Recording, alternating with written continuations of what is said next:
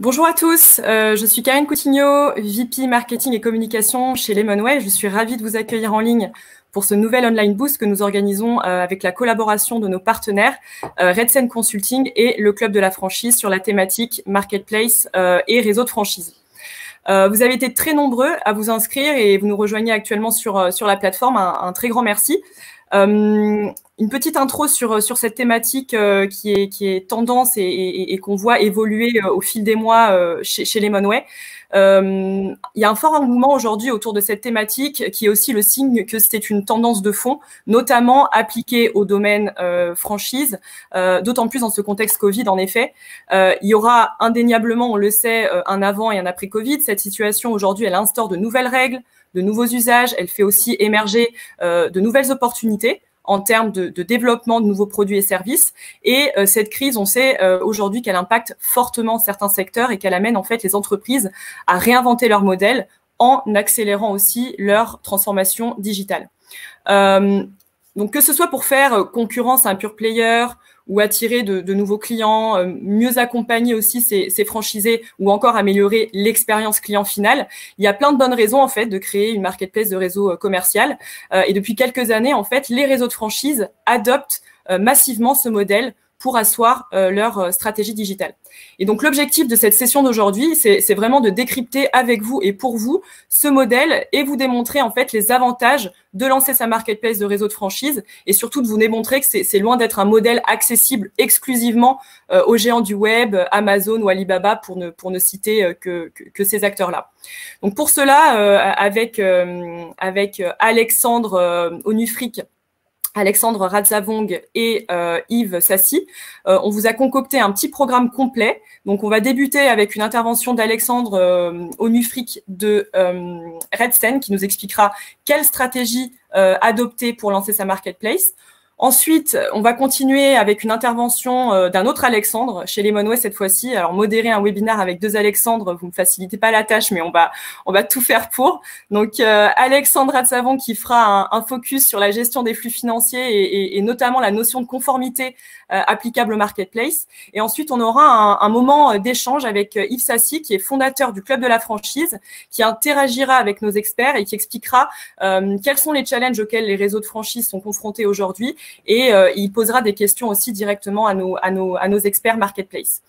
Ensuite, on finira par un petit temps de questions-réponses de 15 minutes en toute fin de session. Donc, sur la partie droite de votre écran, vous avez un petit panel pour poster vos questions tout au long de la session. Nos intervenants sont vraiment là pour vous répondre. J'irai aussi piocher vos questions dans la partie panel et chat questions et je les ferai remonter à nos experts. Donc, je vois qu'il y a des participants qui continuent d'arriver sur la plateforme. On va commencer dès maintenant parce qu'on a un programme assez complet et assez consistant à partager avec vous. Donc, sans plus tarder, je propose de commencer avec Alexandre Onufric, qui est Managing Consultant chez Redsen Consulting et qui va nous faire un petit tour d'horizon du modèle Marketplace, ses avantages et ses bénéfices. Tout d'abord, merci beaucoup à tous. Merci Karine, merci Yves. Je suis très fier et honoré de participer à ce webinaire avec vous. Alors, rapidement aujourd'hui, Karine a balayé un petit peu l'ordre du jour, mais je vais juste vous poser un petit peu les bases. Je vais vous présenter en quelques slides, si vous voulez, quelles sont les stratégies pour lancer une marketplace pour un réseau, avec quelques bénéfices, quelques modèles et quelques cas d'exemple concrets pour vous présenter les cas d'usage qui sont applicables. Après, il y aura Lemonway, effectivement, qui fera une partie sur la partie des gestions des flux financiers. Et n'hésitez pas à me poser des questions tout au long de la séance et j'y répondrai volontiers sur le dernier quart d'heure. Alors, juste pour moi, rapidement, c'est vraiment en 30 secondes, je viens, si vous voulez, on va dire, du milieu des marketplaces, parce que je suis né un peu dedans. J'ai fait mes premières armes chez ReduCommerce.com, qui est une marketplace B2C concurrent de Price Minister, Rakuten, etc. Donc, je maîtrise bien cet écosystème marketplace. Et j'ai été recruté chez Redsen Consulting il y a maintenant 7 ans pour accélérer, en tout cas, cette volonté qu'avait le cabinet à l'époque d'investiguer sur le projet de la marketplace. Donc, j'ai fait énormément d'accompagnement auprès de grands opérateurs comme le marché de Rungis, comme Total, comme Alstom, comme la Fédération française de tennis, j'ai déjà dit. Donc énormément de retours d'expérience sur ce domaine. Et voilà, donc je suis très fier, encore une fois, de participer à ce webinaire qui, pour moi, est intéressant parce que la franchise va commencer à arriver très prochainement sur la marketplace. Alors, juste en quelques mots sur le cabinet de conseil, encore une fois, c'est pas très important. On est un cabinet de conseil en management, donc on est basé à Paris, et en Suisse et à Bruxelles. Donc, on intervient beaucoup dans des problématiques, effectivement, le digital consulting et de CIO advisory, donc tout ce qui va être accompagnement auprès de la DSI. Et voilà, toute la partie business, notamment les sujets de transformation digitale auprès d'opérateurs, d'e-commerçants et même d'ailleurs de franchiseurs. Voilà.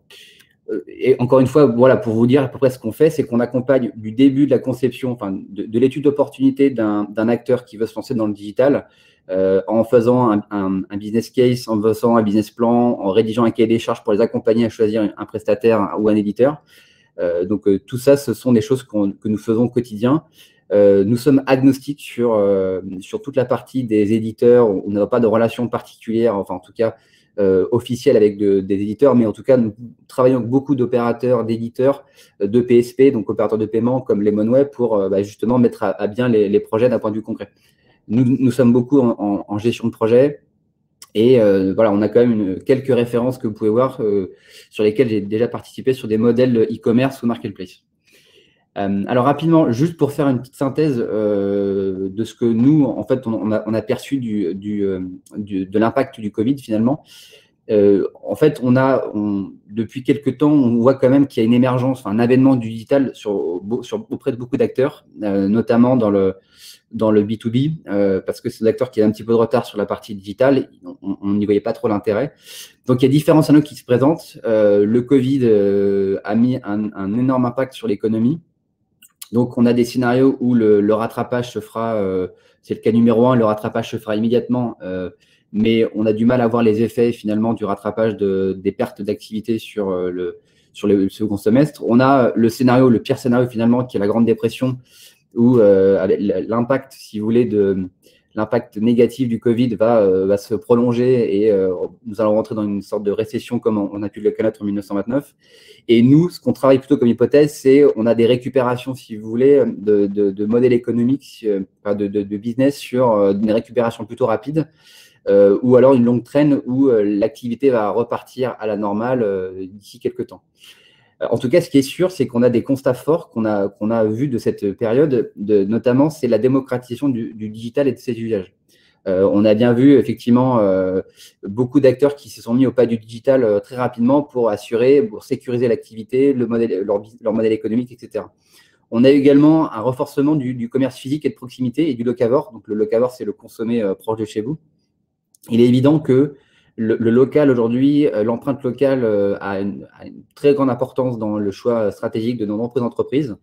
Je fais beaucoup de marketplace où maintenant on se tourne vers des marchands locaux pour renforcer la promesse, en tout cas des plateformes e-commerce ou marketplace. C'est sûr que le commerce physique en tout cas, on a une sorte de réattachement au commerce local et physique. Donc, je pense que c'est important pour les franchiseurs et les franchisés d'avoir cette notion en tête, même si effectivement le contexte est un petit peu compliqué.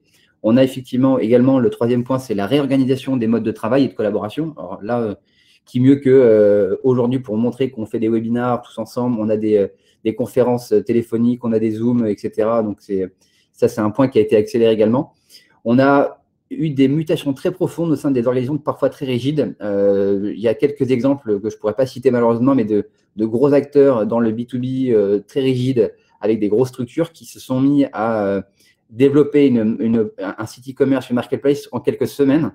On a eu même l'exemple du Stop Covid fait par l'État, hein, qui montre bien que c'est une organisation très rigide. Néanmoins, ils ont quand même, pour pallier à la crise, ils ont quand même fait une marketplace en moins de 3 semaines avec certains acteurs du domaine. Donc, c'était quand même assez impressionnant. On a eu des accélérations de projets digitaux. Donc là, forcément, il fallait finir le projet e-commerce pour qu'on puisse communiquer en ligne, pour qu'on puisse faire des transactions. Et ça peut être même amené à certains acteurs à faire des précipitations parce qu'on n'organise pas du click and collect, de l'omnicanal du ship from store ou d'une plateforme e-commerce en quelques semaines, il faut quand même bien cadrer. Donc, il y a certains acteurs qui ont vu une opportunité et qui ont malheureusement échoué dans cette voie. Et on a effectivement, ça a peut-être emmené certaines marques l'image de marque de certains acteurs qui ont été valorisés ou dévalorisés. Je prends l'exemple de certains peut-être franchisés, franchiseurs qui ont su tirer leur épingle du jeu en communiquant auprès de leur réseau de franchisés, auprès de leurs clients, et d'autres qui n'ont pas réussi peut-être à prendre le pari de communiquer auprès de leurs clients, si ce n'est mettre une petite pancarte sur la porte pour dire nous sommes de retour dans quelques semaines. Donc, il y a aussi quelques images, l'ADN de certaines entreprises qui ont pris un impact. Et en gros, il y a eu effectivement, ça a fait émerger les organisations les plus stables et les plus pérennes, parce qu'effectivement, ceux qui vont sortir de la crise, malheureusement, c'est ceux qui ont des assets, ceux qui ont des moyens financiers, et c'est là où on voit ceux qui sont un peu plus stables sur le marché. Voilà. Donc après, ce sont des constats. Alors, forcément, vous pouvez ne pas les partager. Nous, c'est ce que j'ai vu sur mes missions en fait que j'ai vues pendant le confinement. Ça se discute bien évidemment, et voilà. Et comme souligne très bien Julien, effectivement, la marketplace de l'État a été mise en place avec Miracle, voilà, en quelques semaines, et c'était vraiment impressionnant. Introduction de la marketplace. Je vais juste faire rapidement vous schématiser ce que c'est en fait une marketplace. Alors, en introduction de ça, il y a une espèce d'échelle de maturité qu'on pourrait partager avec vous sur qu'est-ce que c'est qu'une marketplace, etc. Ce qui est sûr, c'est qu'en fait, on a différentes étapes de maturité sur une échelle pour être le full digital ou l'état de l'art de la marketplace. C'est que d'une part, on a forcément, tout le monde a maintenant, quasiment tous, un site vitrine, hein, donc ce qui permet d'être visible 24 heures sur 24 et 7 jours sur 7. On a d'autres sites internet qui proposent de la mise en relation. Donc, c'est le cas de nombreux franchiseurs qui proposent de prendre rendez-vous entre les clients et leurs franchisés. On a même des modèles e-commerce, où là, la transaction, elle est 24 heures sur 24, 7 jours sur 7. Donc, c'est assez important de concevoir qu'il y a un pas entre la mise en relation et le e-commerce, parce qu'il faut gérer des catalogues, il faut gérer des prix, il faut gérer des stocks. Néanmoins, en tout cas, on voit qu'il y a certains réseaux de franchise qui commencent à emboîter le pas, si vous voulez, sur l'e-commerce. On a le modèle un peu au-dessus, qui est la modèle marketplace. Je l'expliquerai via deux schémas qui vont être un peu plus concrets pour vous. Le modèle marketplace B2C, ce sont en fait, les marchands, les franchisés agissent comme des marchands et les acheteurs sont comme des acheteurs normaux. C'est-à-dire qu'on donne la possibilité, on donne une liberté, une autonomie, si vous voulez, à vos franchisés pour gérer leur catalogue, gérer leur prix, gérer leurs réclamations, gérer finalement leur paiement, etc. Donc, vous donnez la main, si vous voulez, vous donnez de la visibilité à vos franchisés en tant que franchiseur, et en plus, vous leur donnez la main sur la gestion du catalogue, la gestion des contenus sur le site. C'est ce qui se fait beaucoup en ce moment, et c'est ce qu'on voit dans certains cas que je présenterai à la fin, et c'est assez intéressant comme modèle. On a également le modèle qui peut faire un petit peu peur parfois aux franchisés, c'est on va chercher des vendeurs externes sur une plateforme pour faire de la croissance du catalogue. C'est-à-dire qu'on va aller chercher des marchands qui soient nationaux, locaux, des marques, pour compléter l'offre existante de mon catalogue adressé par mon réseau. Néanmoins, voilà. Et les acheteurs sont le B2C. Alors, vous allez me dire, effectivement, sur ce modèle-là, tous les fruits des ventes digitales reviennent directement à la tête de réseau.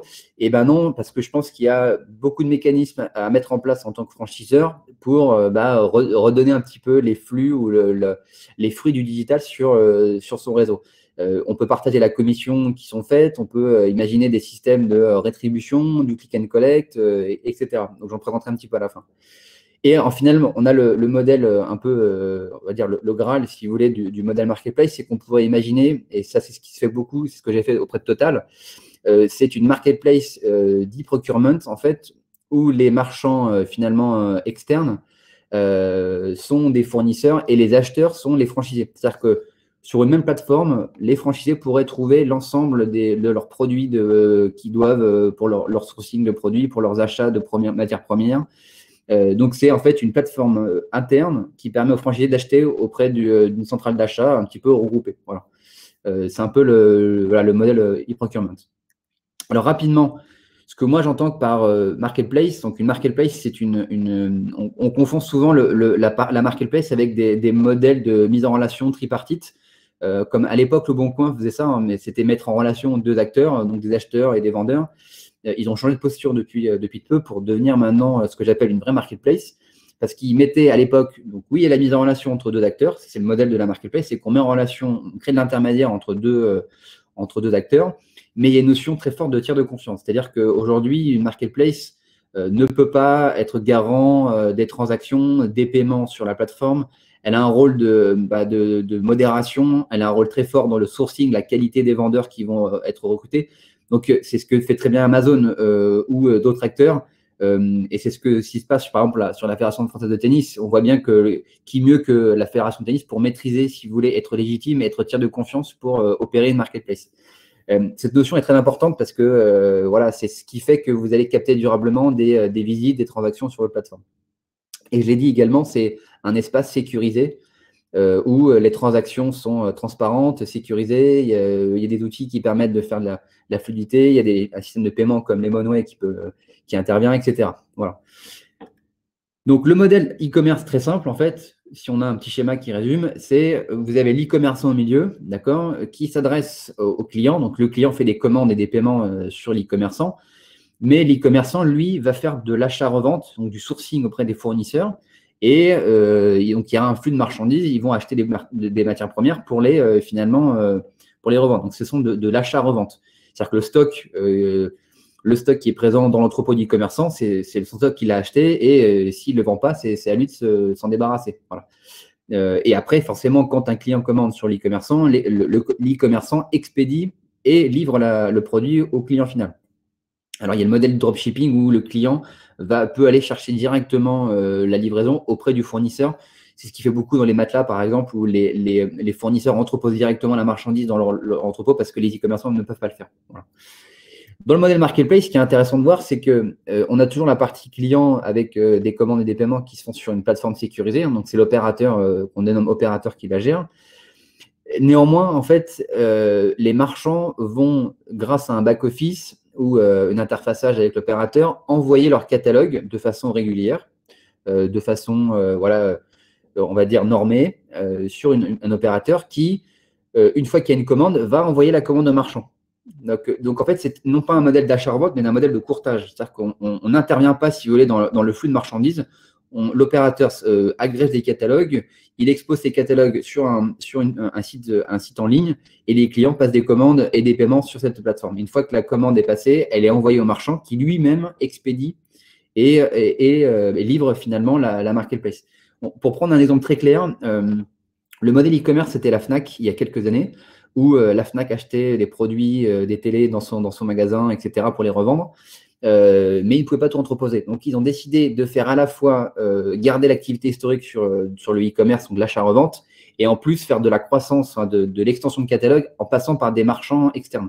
C'est parfois sur la Fnac, vous pouvez voir des vendeurs externes où la Fnac ne détient pas le stock physique et ils prennent juste une commission finalement sur la vente qui transite via la plateforme. Donc, en fait, ce que fait la Fnac, c'est qu'il monétise son trafic auprès de marchands. Tout simplement parce que Amazon ou la Fnac n'ont pas la capacité à tout englober dans leur entrepôt. Donc, ils ont beaucoup de références digitales en s'abrogeant des contraintes liées au stock et à la gestion des stocks. Voilà. Alors, juste un point très clair, rapide pour vous expliquer la chaîne de valeur étendue. C'est-à-dire que dans un premier temps, on part à gauche avec le marchand qui envoie le catalogue. Les acheteurs vont sur la plateforme de l'opérateur. Une fois qu'on a en fait les commandes et l'audience qui sont faites sur l'opérateur, on a un flux qui transite via l'opérateur de paiement qu'on appelle un PSP, une solution de paiement. Hein. C'est ce que fait Lemonway. Donc, on envoie les paiements auprès de Lemonway qui séquestre les fonds pour le compte de ces marchands et de l'opérateur. Et une fois que le marchand a expédié auprès d'un logisticien ou parce qu'il est possible que certains marchands ont la logistique en propre, ça part à l'acheteur. Et dès que la livraison, la transaction est considérée comme terminée, si vous voulez, c'est là qu'on dit qu'on séquestre les fonds, on les libère pour les marchands et pour l'opérateur de paiement. Voilà. Et après, il y a effectivement derrière la partie, on va dire, technique de l'opérateur, il y a quelques acteurs incontournables comme des éditeurs de solutions marketplace comme Miracle, qui peut faire le travail, ou comme d'autres solutions un peu plus petites comme Origami, Cocolabs ou Withaplace. Ce sont des acteurs qui vous aident finalement à créer ce modèle qui est finalement un enchevêtrement de flux. Parce qu'il faut dire que le mot marketplace est tout simplement, c'est une place de marché physique qu'on a transposé en ligne, donc c'est une marketplace digitale. Qui mieux que le marché de Rungis pour expliquer ce que c'est qu'une marketplace? C'est un ensemble de flux, des flux de transactions, de marchandises, de ménage, de sécurité. Et c'est ce qu'on transpose avec le modèle marketplace, c'est un grand marché, si vous voulez, où chaque personne va faire son marché auprès de fournisseurs, de grossistes, de marques, etc., que finalement que l'opérateur a sélectionné. Voilà. Rapidement, quelques exemples stratégiques pour vous présenter les cas d'usage intéressants. La marketplace ou le site e-commerce permet d'une part de conquérir de nouveaux marchés. Alors, parce qu'on a des marchés qui sont très locaux, régionaux ou nationaux. On peut aller même sur du marché international si on veut.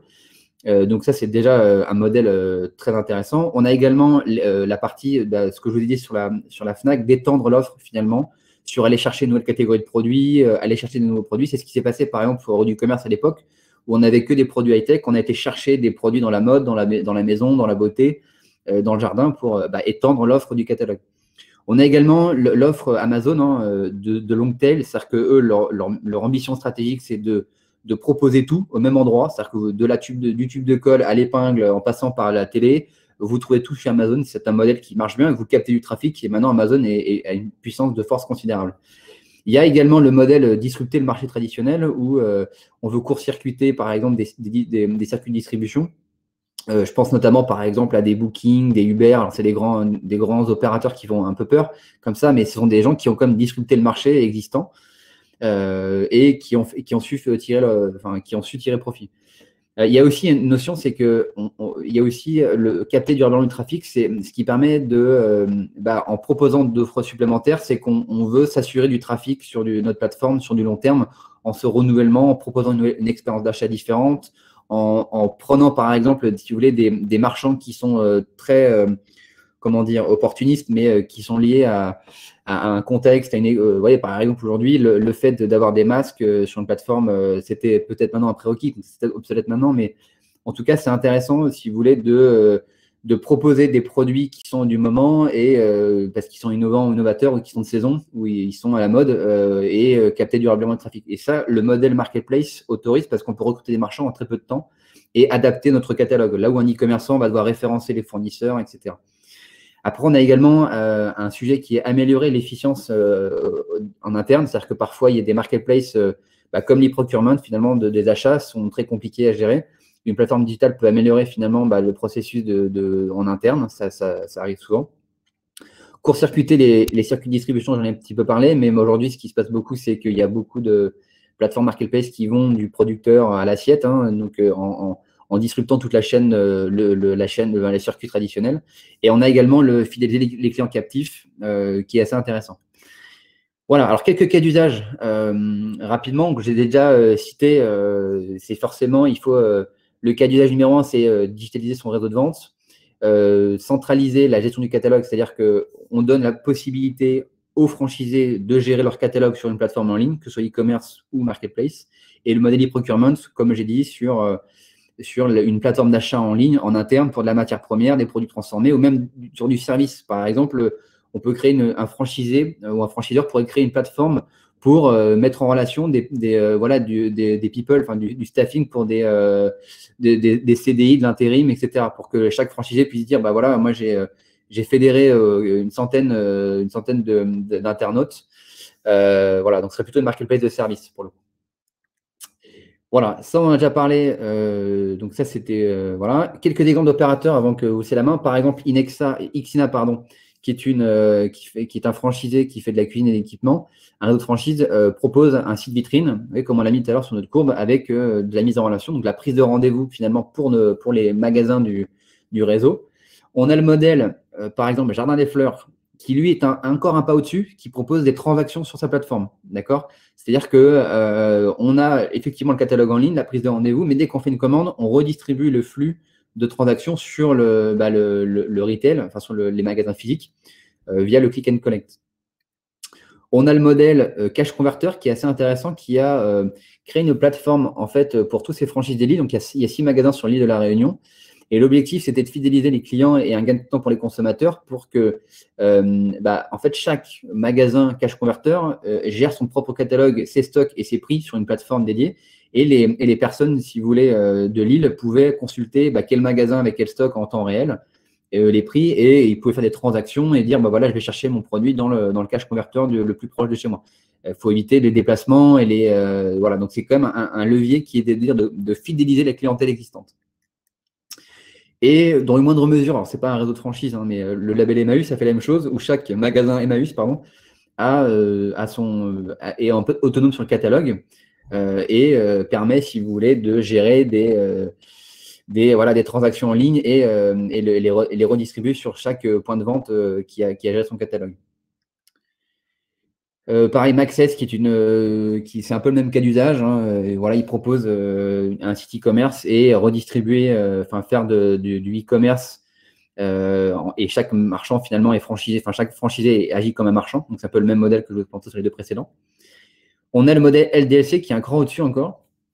Où là, c'est ce que je vous expliquais en introduction, c'est que le marchand, en fait, LDLC est allé chercher des marchands, un peu comme la Fnac, pour aller faire plus de produits sur leur site en ligne, aller chercher de nouvelles vendeurs sur des appareils photo, sur du multimédia, etc. Et faire également une partie de click and collect. En gros, les gens achètent sur eux et vont les chercher en magasin. Et les fruits, si vous voulez, de cette nouvelle stratégie redescendent sur les franchisés parce qu'ils perçoivent une commission sur les ventes qui sont faites par les vendeurs externes. Voilà. Et le dernier modèle qui est Caria Group, qui était un peu le même système que je vous ai dit avant. Ce sont des marchands externes et les acheteurs sont des B2C et les franchisés percevront une rémunération dans l'implication de cette nouvelle stratégie. Voilà, désolé, c'était un petit peu rapide parce que c'était toujours un peu court, mais j'espère que c'était clair et je suis là pour répondre aux questions à la fin. Justement, on en a une, je pense qu'on la prendra peut-être à la fin. On va passer tout de suite à la partie d'Alexandre Ratzabong. Donc Alexandre qui est notre expert franchise chez Lemonway. Donc Lemonway, comme l'a expliqué Alexandre Onufric, est une solution de paiement pour marketplace B2B, B2C, C2C et plateforme de financement participatif. Et Alexandre va nous parler plus précisément de la gestion des flux financiers et de l'aspect conformité et réglementaire auquel les marketplaces sont soumises et notamment les marketplace de réseau de franchise. Alexandre, je te laisse la parole. Merci Karine, merci Alexandre pour cette présentation. Alors aujourd'hui, effectivement, on va vous détailler comment optimiser la gestion des flux financiers de votre marketplace. Alors d'un point de vue paiement, on a identifié deux grandes parties de marketplace. Donc les premières qui sont les marketplaces B2C, comme l'a présenté Alexandre, et la deuxième partie qui sont les marketplaces B2B, donc e-procurement. Donc, on va essayer de clarifier ces points sur deux aspects. Donc, le premier qui sont les possibilités et les obligations qui se présentent lorsque vous souhaitez lancer votre marketplace. Et le deuxième point qui est le rôle d'une solution de paiement spécialisée pour lancer votre marketplace. Voilà. Donc, on peut comprendre qu'il y a un premier point qui est vraiment réglementaire, mise en conformité de la plateforme, et le deuxième point qui est plutôt technique, où vous allez ventiler les fonds pour permettre le paiement des bénéficiaires sur la marketplace. Alors, tac. Donc, depuis la DSP2, qui a été mise en vigueur depuis 2018, et entrée totalement en vigueur en 2019, donc septembre 2019 pour être clair. Alors, il est interdit aujourd'hui pour une marketplace d'encaisser pour le compte de tiers si elle ne répond pas à au moins une de ces trois possibilités. Donc, la première, qui est d'obtenir l'agrément de la CPR, donc devenir établissement de paiement et du coup effectuer le même rôle qu'un Lemonway par exemple. Donc, les avantages de cette première solution, c'est en fait une totale indépendance de la plateforme vis-à-vis des encaissements et vous n'êtes pas dépendant d'un établissement de paiement par exemple. Par contre, le désavantage de cette première possibilité, c'est au niveau organisationnel et des ressources que vous allez mobiliser en devenant du coup un établissement de paiement. Donc, vous allez devoir recruter les bonnes équipes, donc des équipes KYC, des équipes conformité et des équipes cash management pour pouvoir opérer et encaisser pour le compte de tiers et obtenir cet agrément auprès de la CPR. Donc, c'est un procédé qui est long, qui dure en moyenne 2 ans pour devenir et obtenir l'agrément auprès de la CPR. Faut aussi beaucoup de fonds propres pour pouvoir opérer sur sa marketplace. Et en fait, vous vous écartez de votre cœur de business. Donc, on peut assimiler cela à une création d'entreprise dans votre entreprise. Donc, voilà, c'est pas forcément une possibilité qu'on recommande si voilà, si vous n'êtes pas un mastodonte de la marketplace, comme on peut voir, par exemple, à Amazon, qui est le plus connu aujourd'hui. Donc, la deuxième possibilité, qui est une demande d'exemption d'agrément auprès de l'ACPR. Donc, en fait, vous allez débuter votre activité de marketplace. Cependant, chaque année, vous allez devoir faire une déclaration auprès de l'ACPR par rapport à votre activité, fournir un reporting trimestriel. Et chaque année, en fait, elle va étudier votre marketplace et vous dire si oui ou non, vous pouvez continuer votre activité de marketplace. Donc, c'est vraiment au cas par cas qu'elle va vous donner cette exemption. En général, c'est vraiment à titre exceptionnel que la CPR accorde cette exemption. Donc, l'avantage, c'est que vous allez pouvoir tester votre marketplace sans trop de contraintes. La seule chose, c'est que chaque année, la CPR va revenir vers vous et vous demander si vous faites bien les procédures d'encaissement pour compte de tiers. Et le désavantage de cette deuxième solution, c'est que vous allez porter la responsabilité des encaissements vis-à-vis de vos franchisés si vous faites une marketplace B2C et de vos fournisseurs si vous lancez une marketplace d'e-procurement. Voilà. Donc, c'est vraiment une solution qui est temporaire. Disons que cette possibilité va vous limiter en termes de scalabilité par rapport à votre marketplace. Donc, pour moi, c'est vraiment une situation court-termiste et vous n'êtes pas à l'abri que la CPR vous dit d'arrêter et de vous mettre en conformité. Et si ça arrive, en fait, vous avez 3 mois pour vous mettre en conformité et du coup, vous régularisez votre situation. Donc, commercialement, vis-à-vis de vos franchisés, c'est pas quelque chose qu'on recommande. Clairement, la relation de confiance, elle peut être vraiment pas forcément bien vue vis-à-vis des franchisés, parce que c'est vous qui portez la responsabilité et finalement, le franchisé peut avoir des doutes vis-à-vis de son franchiseur. Donc, la troisième possibilité qui est de bénéficier de l'agrément d'une personne tiers, donc d'une solution de paiement qui est spécialisée dans l'encaissement pour compte de tiers. Vous avez par exemple Lemonway qui réalise ces prestations. Donc, la solution de paiement vous déclare en tant qu'agent de paiement et devient en quelque sorte garant de votre activité. Donc, ça, c'est très, très important. La notion de on transfère cette responsabilité à un tiers de confiance pour exercer son activité d'encaissement pour compte de tiers. Alors, quels sont les bénéfices de travailler avec une solution de paiement spécialisée dans l'encaissement pour compte de tiers? Donc, la première, effectivement, qui était de déléguer cette responsabilité, mais c'est aussi un gage de sérieux vis-à-vis de vos franchisés. Demain, vous lancez une marketplace. Lorsque vous allez rentrer en relation et avec des fournisseurs pour une marketplace d'e-procurement ou vos franchisés pour leur dire, voilà, on lance une marketplace et on va travailler avec une solution de paiement qui est spécialisée. Et donc, c'est en fait un gage de confiance pour ces franchisés, étant donné que ces encaissements vont être encaissés par cette solution de paiement et cette solution de paiement est agréée. Donc, on est tiers de confiance dans la transaction financière qui peut avoir lieu sur cette marketplace. Donc, les avantages sont multiples. Dans un premier temps, c'est d'avoir plusieurs moyens de paiement disponibles, carte bleue, prélèvement, virement et plein d'autres moyens de paiement. Vous signez un seul contrat avec la solution de paiement. Donc, c'est la solution de paiement qui va gérer intégralement du coup vos flux financiers.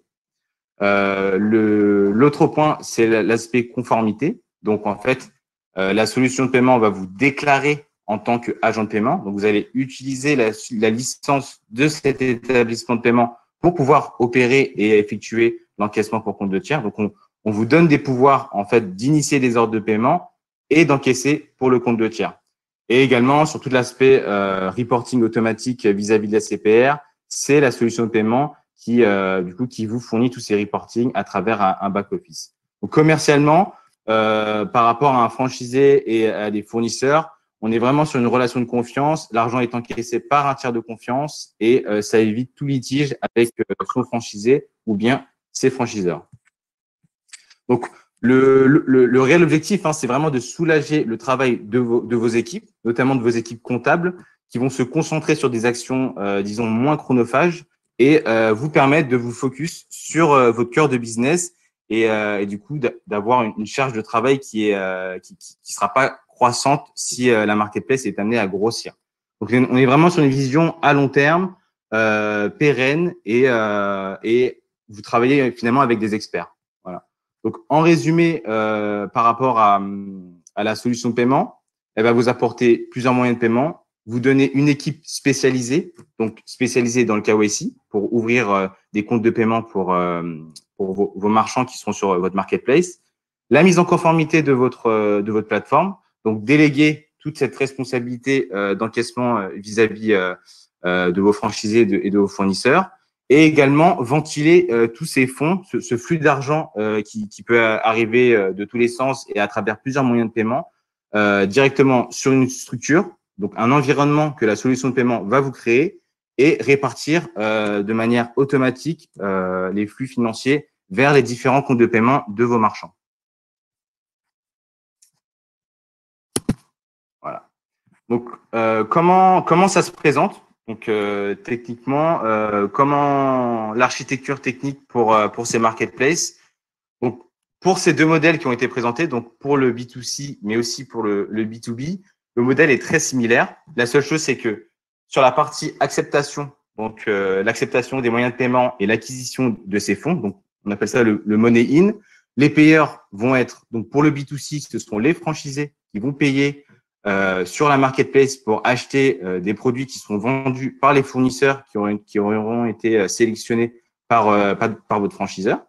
Et donc, dans ce cas-là, vous allez proposer plusieurs moyens de paiement. Donc, sur le B2B, ça sera souvent du virement ou du prélèvement. Et sur une marketplace B2C, vous allez proposer, par exemple, du paiement carte bleue pour un particulier qui viendra consommer sur votre marketplace qui aura été créé pour un réseau de franchisés.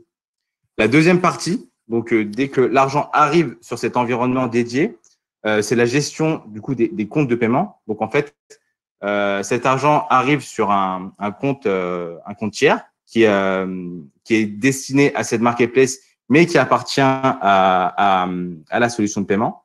Donc, en fait, la solution de paiement va créer pour un marchand un wallet, donc à chaque fois un compte de paiement sur lequel l'argent sera encaissé. Donc, cet argent sera mobilisé et pourra être décaissé par la suite. Donc, qu'est-ce que ça implique? Donc, ça implique un contrôle financier de ces flux. Donc, on a cette obligation de traçabilité sur l'origine des fonds, mais aussi sur la destination de ces fonds. Donc, ça, c'est vraiment une obligation que la CPR nous impose. Donc, contrôle de sécurité financière sur l'origine et la destination des fonds.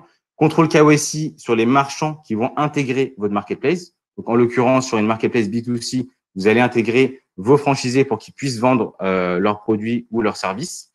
Et pour une marketplace B2B, vous allez intégrer ces fournisseurs. Donc, il y aura un contrôle KYC qui sera fait et qui est obligatoire pour pouvoir créer un compte de paiement pour ces franchiseurs, pour ces fournisseurs, pardon.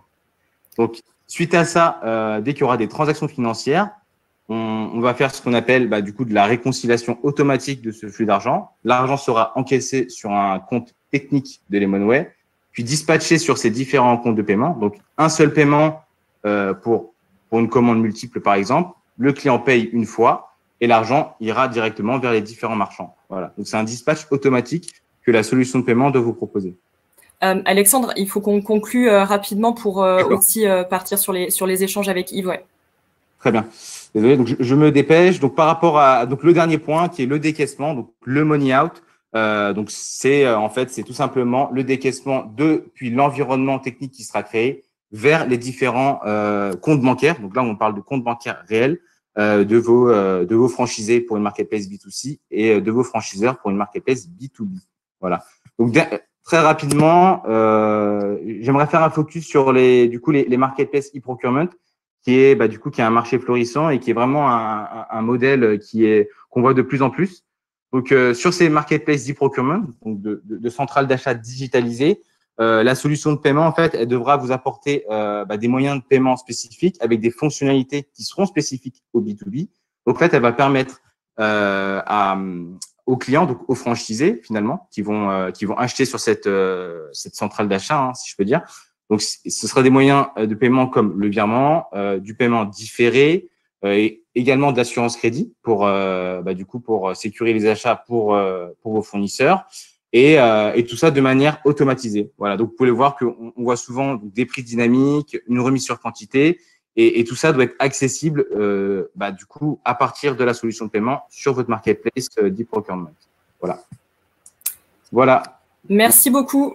Superbe. Merci à vous deux pour ces interventions. Donc, si vous le voulez bien, maintenant, on va passer à un échange avec Yves Sassi. Yves est fondateur du Club de la franchise. C'est un réseau, en fait, qui réunit des centaines de chefs d'entreprise qui sont concernés par le monde de la franchise et des nouvelles technologies. Et il évolue, en fait, chaque jour au contact de franchiseurs et connaît très bien leurs challenges et problématiques. Donc, Yves, pour commencer et avant de débuter les échanges avec nos deux Alexandres, est-ce que tu peux nous dire justement quels sont ces principaux challenges auxquels les franchiseurs sont confrontés aujourd'hui et ensuite, libre à toi de poser tes questions à nos experts et je vais aussi regarder ce qui se passe dans le chat panel pour vous remonter les questions à tous. Merci beaucoup, Karine. En fait, vous avez bien expliqué les deux Alexandres, j'allais dire les deux frères Alexandre, pardonnez-moi, mais vous avez bien expliqué le fonctionnement et ce qu'était évidemment un site de vente en ligne et une marketplace, etc. Aujourd'hui, on se rend compte, donc là, sur le plan technique, je ne peux que vous laisser la parole, c'est vous les spécialistes. Dans le monde de la franchise, on se rend compte que, comme dans le monde du commerce, on s'est rendu compte ces 3 derniers mois que la vente en ligne, pour pas donner de termes définis, marketplace ou site de vente, mais la vente en ligne était devenue un élément indispensable, soit en cas évidemment de pandémie et de fermeture des magasins, soit pour augmenter le chiffre d'affaires, le potentiel du chiffre d'affaires, mais aussi pour rester un des concurrents essentiels dans le nouveau monde du commerce. Je pense, et je milite pour ça depuis quelques années dans le club de la franchise, les réseaux de franchise n'ont pas saisi au bon la digitalisation de leur point de vente, de leur activité. Et je vais dire une horreur, mais le 16 ou le 17 mars, quand il a été annoncé que les magasins allaient fermer, 80% des magasins, je ne parle pas des réseaux de franchise, mais 80% des magasins ont fermé, ont mis la clé sous la porte, si j'ose dire. C'est une image, mais c'est une image qui a une réalité. Et sont partis jusqu'à ce qu'on leur dise qu'ils avaient le droit de réouvrir. Je circule dans Paris et j'avais droit à mon heure de balade. Et en circulant dans mon quartier, je trouvais extraordinaire, je trouvais aberrant que tous ces magasins soient fermés, qu'il n'y ait pas un petit message gentil. Alors je le répète à chaque fois, mais qu'il n'y ait pas un message sur la porte pour dire on est fermé, mais on est désolé, mais la semaine prochaine, on va refaire la vitrine et vous verrez les nouveaux produits qui seront mis en avant. Deuxième étape, c'était d'envoyer des SMS, d'envoyer des messages sur les réseaux sociaux, de dire bon, on est fermé, mais en revanche, venez à tel endroit, tel jour, chez le boulanger, il y a un petit paquet pour vous, etc. Se regrouper entre commerçants. Bon, tout ça pour que les réseaux de franchise finissent par se dire, enfin les réseaux commerciaux, mais les réseaux de franchise finissent par se dire, il faut qu'on passe à une digitalisation de secours, mais aussi, en y pensant bien, à une mise en place de systèmes de vente compensatoires et puis de développement. Ça fait 30 ans que je vis dans ce monde de la franchise. On a toujours un petit peu de retard quand il s'agit de moderniser son entreprise. Mais là, il est plus question de se dire on va passer à la marketplace un jour, bientôt, quand ce sera nécessaire. Le progrès aujourd'hui se fait entre aujourd'hui et dans 2 ou 3 mois. On s'en est rendu compte avec la pandémie. En 2 mois, on a gagné 5 ans sur le modèle du digital dans le commerce. Et c'est pas une exception dans les événements qui se passent et qui vont se passer dans notre planète. Alors, voilà le rapide résumé que je peux faire de la situation du digital. Tous mes échanges avec les réseaux de franchise que j'ai eus, on a essayé d'être actifs pendant ces 3 derniers mois et d'apporter des solutions ou de trouver des solutions, y compris avec vous, Lemonway, pour aider les franchiseurs qui avaient besoin de nouvelles solutions pour rester en ligne, pour rester vivants. Et le rôle du club, c'est un petit peu ça, c'est d'essayer d'évoluer avec le monde des réseaux. Ce que j'en finis là, mais ce que je voudrais, enfin la façon dont je voudrais conclure, c'est de dire que le digital est devenu un des métiers du commerçant. Il est évidemment vendeur, il est acheteur, il finit par être comptable, par s'occuper des livraisons lui-même, etc. Mais son nouveau métier, je ne sais pas si c'est le 7e ou le 8e, mais c'est d'avoir une compétence digitale, une compétence pour s'ouvrir à ce monde extérieur grâce aux réseaux sociaux, répondre aux avis, etc. Et la marketplace et la vente en ligne font partie de ces choses. Alors, quand même, il faut bien expliquer à un franchiseur ou à un réseau de franchise qui va installer une marketplace, c'est que ça va nécessiter, vous l'avez dit très bien, mais je pense qu'il faut insister là-dessus, ça va nécessiter une logistique, côté pratique de la chose, ça va nécessiter du juridique traditionnel parce que c'est une nouvelle activité, mais aussi vis-à-vis des franchisés. Les franchisés doivent percevoir une rémunération sur la vente en ligne. J'étais au téléphone avec un marchand de chocolat pendant le confinement, qui a 2 magasins, qui m'a dit j'ai dû en fermer un. Bon, évidemment, c'était compliqué, etc. Mais le deuxième m'a servi de point de vente. Évidemment, il n'y avait pas beaucoup de monde parce que les gens n'avaient pas le droit de sortir. C'est un produit alimentaire, donc on a joué là-dessus. Mais en même temps, il y avait Pâques et c'est, je ne sais plus combien il avait dit, 20 à 30% de son chiffre d'affaires de l'année. Et il y avait les ventes en ligne du franchiseur. Et là, le franchisé ne percevait que 5% du chiffre d'affaires sur la vente qui avait été faite dans son quartier. Et ça, c'est inacceptable. Et lui a passé 15 coups de fil pour faire comprendre à son franchiseur qu'il n'était pas du tout d'accord. Quand la situation était normale, il n'y avait même pas fait attention. Mais aujourd'hui, ce sont des choses qu'un franchiseur ne peut pas se permettre de faire.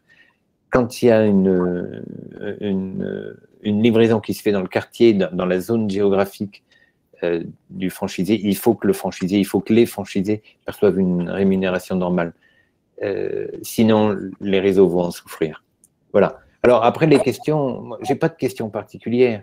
Ce qui m'intéresse, c'est de savoir quel va être le degré de digitalisation dans l'ensemble des réseaux de franchise. J'ai pas une question technique. Alexandre Onufric, vous avez une vision très pratique, très technique de ce qui se fait. Est-ce que les franchiseurs, est-ce que les réseaux de franchise, mais ne parlons pas de Total, parlons plutôt, même pas de la Fnac, mais parlons de Otakos, de Bagel Corner, d'Ixina dont vous parlez tout à l'heure, quelle est leur demande réelle? Est-ce qu'il y a une demande? Est-ce qu'elle est naissante? Est-ce qu'ils commencent à se dire on va faire de la vente en ligne? Alors, déjà, pour répondre reprendre un petit peu au premier point, dans toutes les missions que j'ai faites sur l'accompagnement digital, le commerce, enfin, dire l'activité digitale ne vient pas cannibaliser le retail. On essaye toujours une volonté de faire de l'omnicanal et que le retail vient au service du digital et le digital vient au service du retail. Oui, il faut que ce soit complémentaire. Exactement. C'est un premier point, c'est qu'on ne va pas déporter l'activité physique. Moi, je suis convaincu qu'il y a toujours besoin de magasins, toujours besoin d'échanges physiques, de liens, du local. Et voilà. Alors moi, effectivement, j'ai cité les grands noms parce que c'est des choses un peu parlantes pour tout le monde. Moi, ce que je vois, c'est qu'il y a une émergence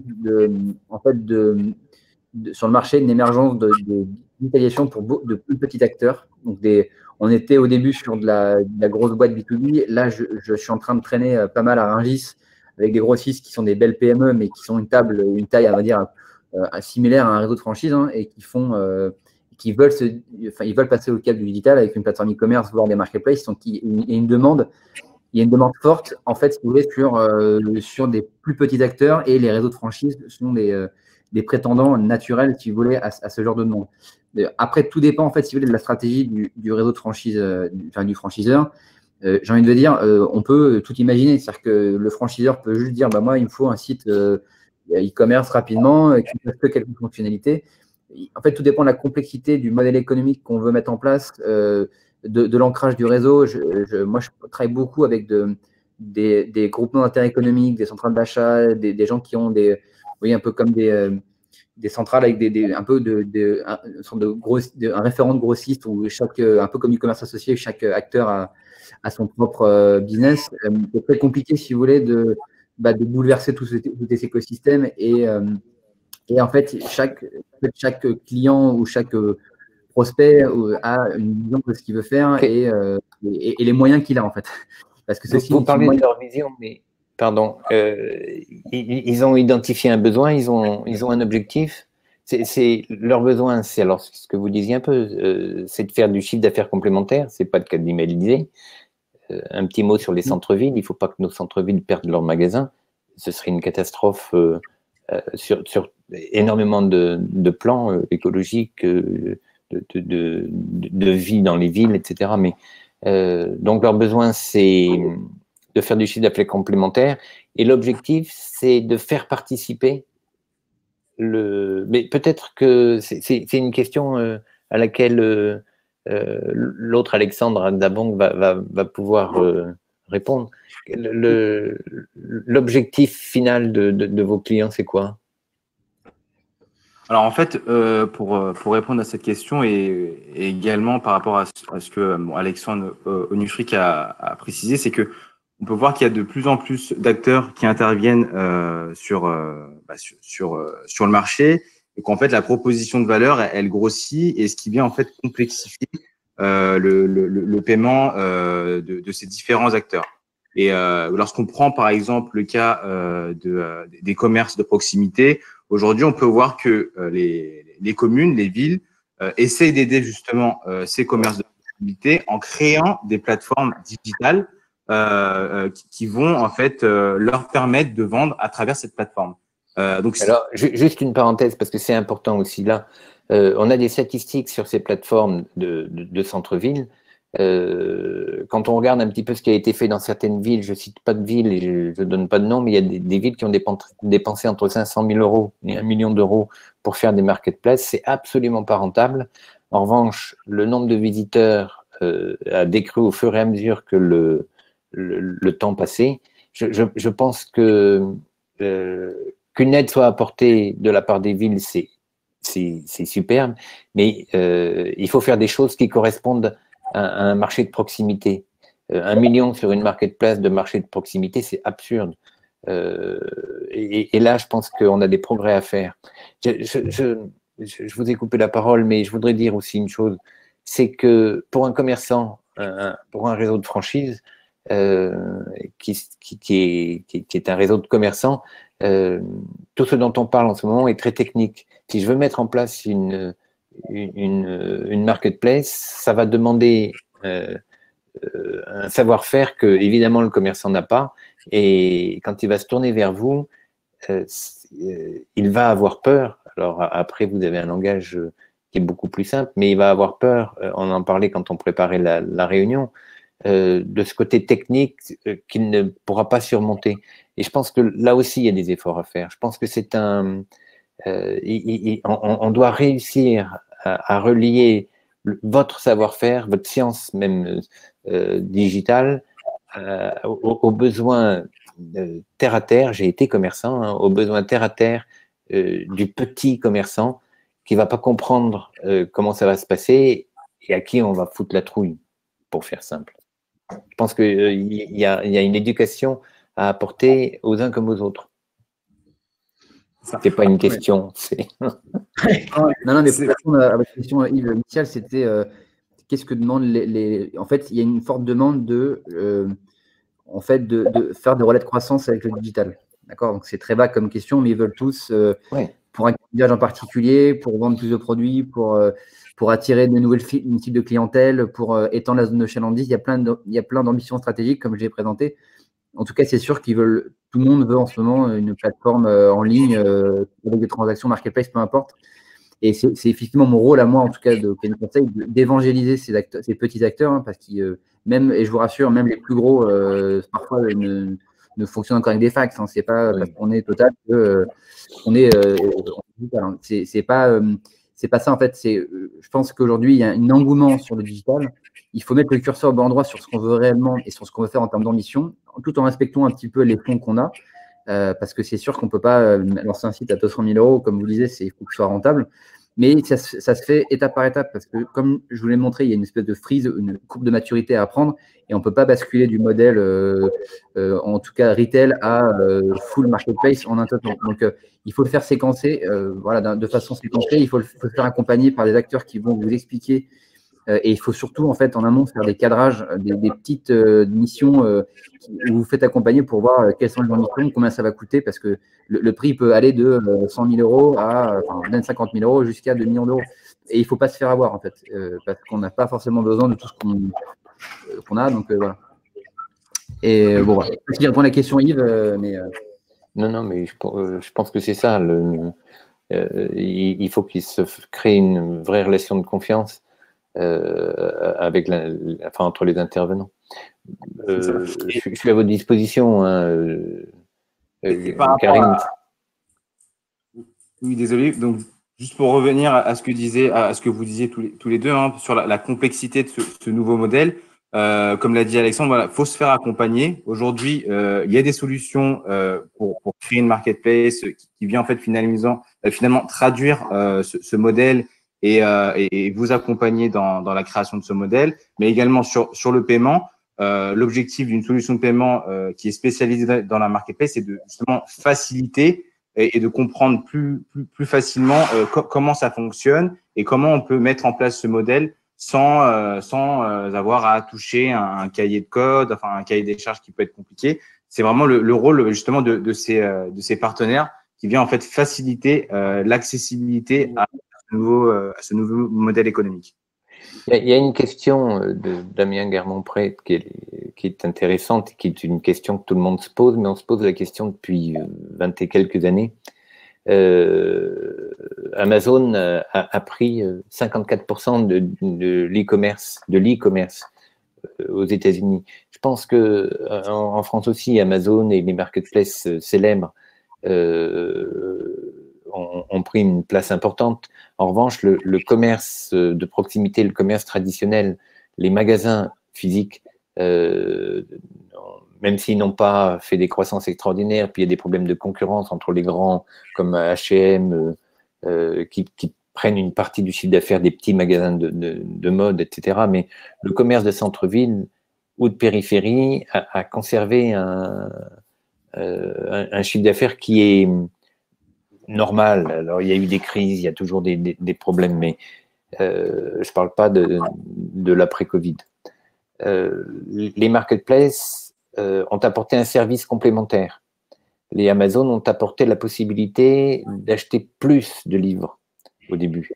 Et je pense que il y a une complémentarité entre les deux. Il n'y a pas… Alors évidemment, ça mange un petit peu de chiffre d'affaires des uns et des autres, mais il n'y en a pas un qui tue l'autre. On s'en est vraiment rendu compte en 20 ans. Moi, j'ai créé mon premier site en 97. Il n'a pas tué les autres. Et en revanche, il a pris, c'était l'Observatoire de la franchise, il n'a pas tué les magazines, il a pris une certaine place. Aujourd'hui, il a 20 et quelques années, il existe toujours. Alors évidemment, les modèles changent, les modèles évoluent, mais le digital permet au commerce d'être plus dynamique. Voilà. Alors peut-être qu'il y a d'autres d'autres questions, Karine, peut-être que vous avez des choses. Pour le coup, en fait, tous les échanges, en fait, je pense, ont répondu aux questions initiales de nos participants en ligne. Donc, c'est top, super. Je pense que là, on arrive en fait à la fin de la session. Je ne sais pas si vous voulez apporter un petit mot de conclusion, chacun d'entre vous. Moi, je vais dire un truc. Pardon. Non, mais allez-y. J'ai une question sur j'ai vu un passage sur le prix des services, Effectivement, c'est une question importante. C'est-à-dire que, je pense que Yves veut parler, non? C'est bon. Non, je disais qu'en fait, sur la partie service, c'est intéressant parce que, effectivement, aujourd'hui, on est beaucoup sur le produit, mais il y a beaucoup de marketplaces qui se montent sur les services. Alors, il faut savoir que le service est un peu plus complexe à gérer que par exemple, du produit, parce qu'il y a quand même des notions de calendrier, de réservation, de ressources à mobiliser derrière. Donc, c'est un peu plus complexe, mais effectivement, ça passera également par un aspect service très important. Je pense notamment à des marketplaces, pour on va dire la job economy, de tous ces services de mise en relation avec des artisans, avec des produits. Il y a beaucoup de choses à faire dans le service. Encore un peu, on est aux prémices, mais on voit des cas d'usage assez intéressants. Je pense, ça va relier à ce que vient de dire Alexandre, mais je pense que le métier de commerçant, c'est un métier qui nécessite d'être réactif. Une réactivité aujourd'hui qui est immédiate. Il y a 20, 30 ans, être commerçant, c'était aller faire ses achats, aller faire les salons, traverser un petit peu toutes les rues pour voir ce que faisaient les concurrents, etc. Et en rentrant dans son magasin, c'était de refaire ses vitrines. Aujourd'hui, quand il y a des travaux d'ailleurs, et c'était vrai avant, c'est toujours vrai, quand il y a des travaux dans la rue, vous ne restez pas derrière votre porte bloqué par les travaux, vous trouvez des solutions, vous cherchez des solutions. Et je pense qu'aujourd'hui, le métier de commerçant n'a pas changé. Il faut qu'il soit réactif. Le monde évolue, le monde se modernise, on circule à trottinette et plus en voiture dans les villes. Il faut se plier, si j'ose dire, à un certain nombre de circonstances qui font que votre commerce connaît des aléas. C'est pas en attendant la prime suivante, c'est en créant une marketplace, en répondant aux avis des clients, etc., etc. Voilà, ce sera ma conclusion du jour. Merci Yves. Une petite conclusion, Alexandre Ratzabong? Oui, alors pour répondre rapidement à la question vis-à-vis du paiement, comment optimiser la gestion du flux financier de votre marketplace.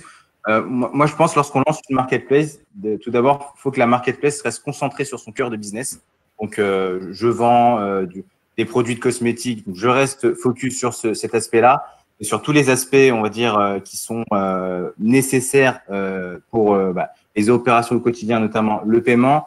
Il faut se faire accompagner. C'est quelque chose de réglementé, surtout pour les marketplaces. Et aujourd'hui, voilà, il y a des solutions de paiement qui existent.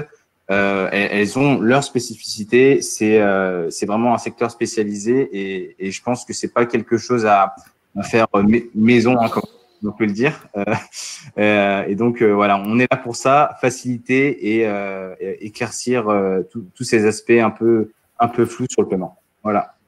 Super, écoutez, merci à vous trois et merci à tous d'avoir participé à ce webinaire. Si vous souhaitez en savoir plus sur la thématique Marketplace B2B, notamment sur la partie réseau de franchise ou e-approvisionnement, vous avez maintenant une petite pop-up qui va apparaître là dans quelques secondes sur votre écran et qui vous permettra en fait de télécharger notre dernier livre blanc sur cette thématique si vous voulez explorer un petit peu plus en détail les enjeux et bénéfices de lancer une Marketplace.